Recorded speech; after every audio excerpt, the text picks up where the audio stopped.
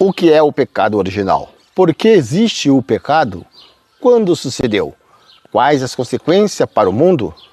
Com o relato da desobediência do mandato divino de Deus para não comer o fruto da árvore proibida, por instigação da serpente que é Satanás. A Sagrada Escritura ensina que os nossos primeiros pais se rebelaram contra Deus. Tentado pelo diabo, o homem deixou morrer no coração a confiança do seu Criador. Nisso constituiu o primeiro pecado do homem. Daí em diante, todo o pecado será uma desobediência a Deus. O nosso assunto de hoje é isso, e é sobre isso que iremos falar, o pecado original. Não sai daí, já volto logo com vocês.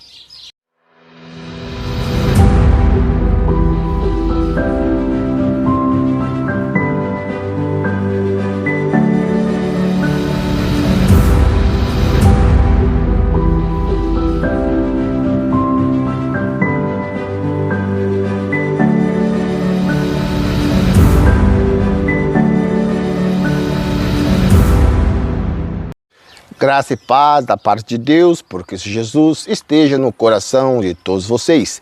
Sejam muito bem-vindos a mais um vídeo neste canal.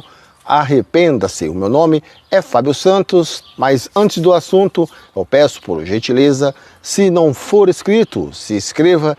E para ressaltar, como eu sempre digo, aqui eu não te peço nenhum tipo de ajuda, não te peço dinheiro, apenas a sua inscrição, ativação do sininho e também o compartilhamento. Deixe também o seu like, que é muito importante para o crescimento do nosso canal, e também a plataforma irá ver que o conteúdo é bom e passará para mais pessoas. Desde já, muito obrigado. O que é o pecado original e qual o seu significado?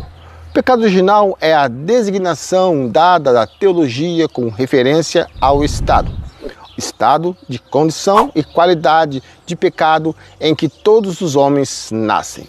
Mas antes de falarmos sobre o que significa a expressão pecado original, é necessário que façamos uma importante observação sobre o que ela não significa. Essa expressão, de maneira alguma, significa um tipo de pecado pertencente à constituição original do ser humano antes da queda. Por isso, implicaria no fato de Deus ter criado Adão já pecador. A Bíblia é bastante clara ao afirmar que Deus criou o homem à sua imagem e também à sua semelhança. Adão, o primeiro homem, era bom em todos os sentidos e não possuía qualquer inclinação à maldade. Depois vocês lerem lá em Gênesis, no capítulo 1, 26, 27 ao 31. Entendido esse primeiro ponto, agora podemos dizer que o significado da expressão pecado original refere-se especificamente a três aspectos principais acerca da pecaminosidade da humanidade. Então, vamos falar sobre o primeiro assunto, a expressão pecado original. Ela implica no pecado que é derivado da raiz original da raça humana, ou seja, ele foi cometido pelos nossos primeiros pais, Adão e Eva. O segundo tópico é a expressão pecado original. Também se refere à verdade bíblica de que todos os descendentes daquele primeiro casal estão contaminados por este pecado. Isso significa que o homem já nasce em pecado, ou seja, ele não aprende a pecar por influência externa ou mesmo por imitação. Ao contrário, ele já nasce no estado de inimizade contra Deus. O terceiro é o pecado original, é assim denominado porque nele está a raiz de todos os outros pecados que todos os homens cometem ao longo de suas vidas. Esses outros pecados são geralmente chamados de pecados factuais. A expressão pecado original não pode ser encontrada na Bíblia, mas a doutrina a qual ela se refere é amplamente fundamentada nas Escrituras.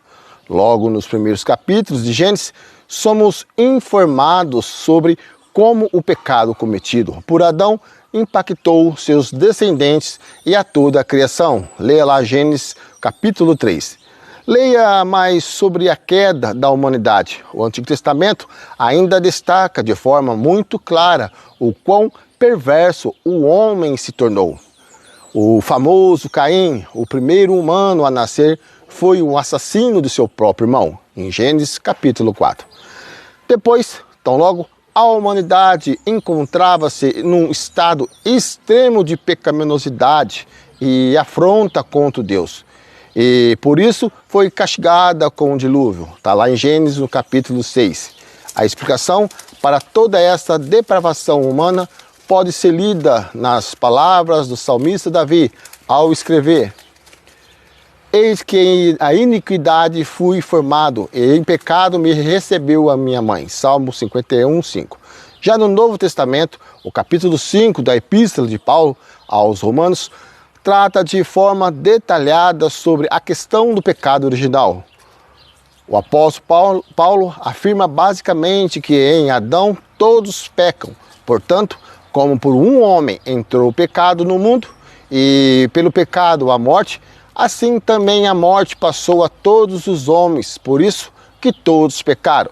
Romanos, capítulo 5 e o versículo 12. Ele também declara que o juízo veio de uma só ofensa, e por essa ofensa de Adão a morte reinou, visto que por sua desobediência todos foram feitos pecadores. Romanos 5, também versículo 16. O mesmo apóstolo, escrevendo a Efésios, ensina que homens são por natureza filhos da ira. Efésios 2, 3. A expressão por natureza aponta diretamente para a doutrina do pecado original, pois significa que após a queda, a natureza humana ficou originalmente pecaminosa, de modo que todos os homens participam desse pecado e são culpados perante o Senhor Jesus. Algumas pessoas se perguntam: por que são culpadas do pecado original se foi Adão que pecou? O mesmo capítulo 5 da Epístola aos Romanos também nos responde a essa pergunta, esclarecendo que Adão era o cabeça da raça humana, isto é, ele representava toda a humanidade diante de Deus. Diferentemente dos anjos que foram criados já com um número imutável, toda a humanidade derivou de um único homem do primeiro casal. Assim, quando Adão pecou, ele também precipitou todos os seus descendentes ao pecado. A partir daí, todos os homens já nascem com sua natureza deprava e inclinada ao mal, ou seja, em todas as áreas e aspectos, tanto fisicamente quanto espiritualmente. Ao homem é impossível sozinho fazer o bem em relação a Deus, ou mesmo prover algo que justifique diante do Senhor. Muitas pessoas tiveram dificuldade em entender esse conceito ao longo da história da igreja e por isso surgiram várias doutrinas heréticas que basicamente negam o pecado original e a depravação total da natureza humana.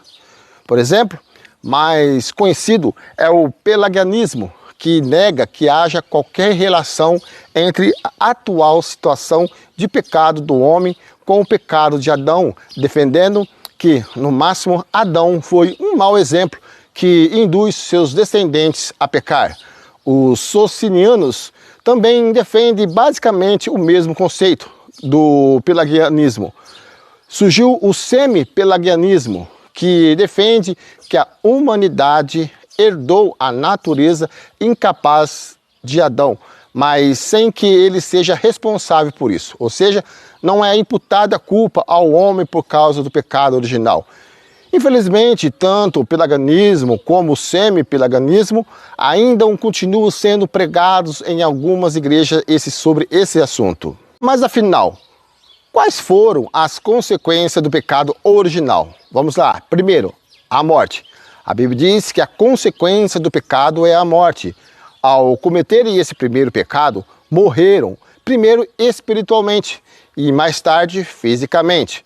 Deus avisou que morreria, então morreram mesmo. Romanos 6, 23. Também temos a separação de Deus. Esse é o significado de morte espiritual. Antes, eles conversavam todos os dias com Deus, presencialmente, Mas depois do pecado, eles perderam esse direito, porque estavam contaminados com o pecado.